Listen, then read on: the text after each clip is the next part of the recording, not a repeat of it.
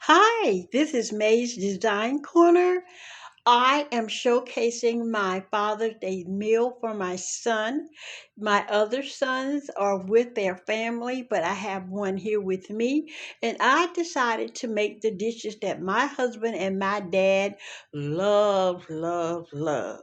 So here I go. I'm showing you my table. And I have it decorated in florals because you know I love florals. So I did this. This is one of my floral designs right here. And over there is another floral design. And here is a floral design. And here is a DIY faux cake here. And here's another faux cake here. And a faux cake here. And I put these on. This is the summer of my dreams because I like, sorry, the colors on those. Okay, now let me tell you what I have here. I have some uh, glazed sweet potato strips.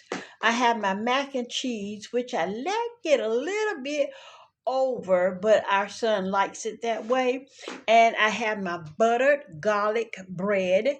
I have my chicken and the barbecue sauce, and in the middle there, I put some steak because he loves steak, but I have to do the chicken.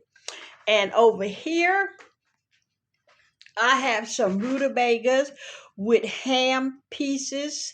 And here I have my green lima beans with beef chunks, pimentos, onions, garlic, bell pepper, red and green bell peppers. So this is my table that I have set for my son here with me.